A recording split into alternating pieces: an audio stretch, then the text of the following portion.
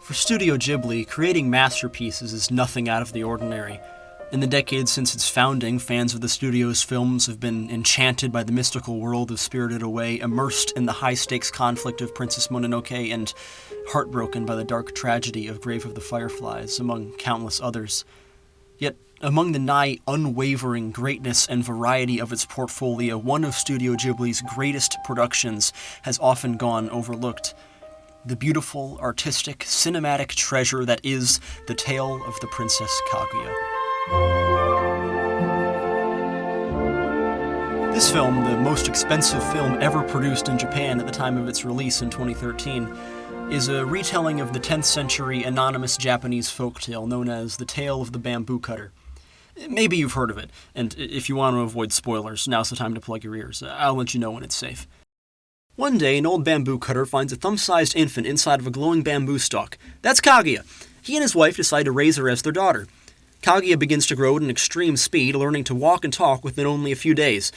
After finding large amounts of gold inside of the stalks he cuts, the bamboo cutter comes to believe that it is the will of the gods that this mysterious girl be raised like a princess, a mission he strives to fulfill.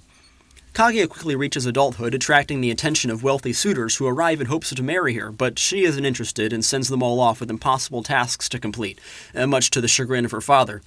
Also, Kaguya is a spirit from another world and is soon to be retrieved. Without saying anything about the ending, that's the basic idea of the story.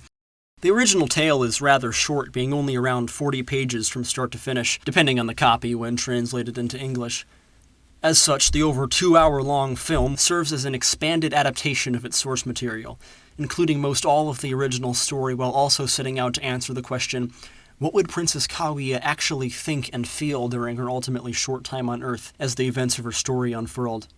Joy, sadness, anger, these added emotions provide the viewers a window into the depths of the protagonist's soul that was scarcely found in the ancient narrative's original text. In the early scenes of the film, the audience is introduced to many of Kaguya's friends from the small village where she was first discovered, characters who were previously devoid of any mention from the story. Their added existence enables viewers to gain a greater understanding of the joy Kaguya knew while she was living the simple life of a bamboo cutter's daughter, as well as the despair she felt after her father inevitably took her away in order to pursue the high-class life of a princess he believed the gods ordained for her to have. Anyone who's a fan of Studio Ghibli, or is at least somewhat familiar with their work, will immediately notice the significant stylistic differences between Princess Kaguya and the studio's other films. Rather than once again recreating the whimsical, neatly rendered visuals they're known for, director Isao Takahata decided to use a far simpler, more painterly style, reminiscent of the classical Japanese artworks created during the era in which this story was written.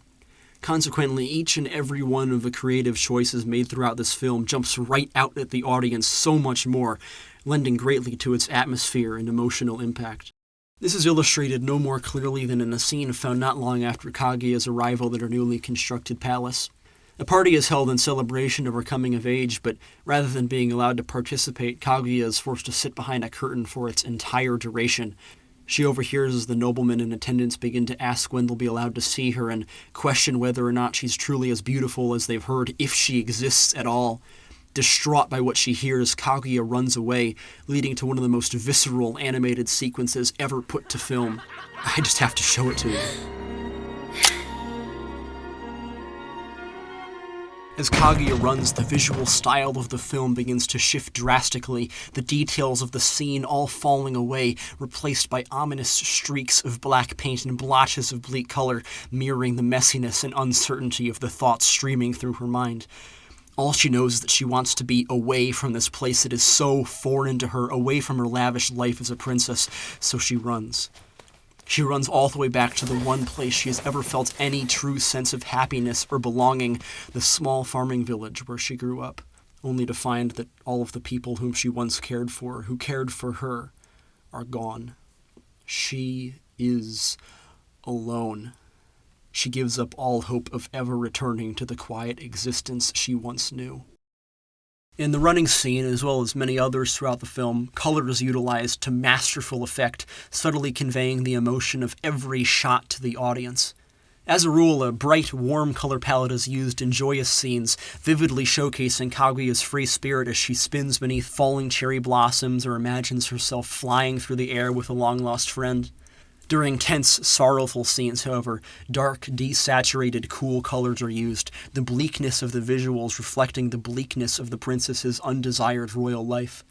In a few instances, both palettes are used simultaneously, including the running scene, in which Kaguya's bright royal robes may be seen falling onto the ground as she runs into the darkness, her father's hollow promises of happiness fading with them. As the film progresses, viewers witness Princess Kaguya grow and develop as a character, both physically and emotionally. The character who began the film as an innocent young child, curious about the many wonders of the world, becomes a woman contending with her inevitable departure from it. From beginning to end, the music of the film frames her life beautifully through use of leitmotif, each recurring melody serving as a constant reminder of the life Kaguya wishes so desperately to return to, and the joy she manages to find in spite of the circumstances she's been given.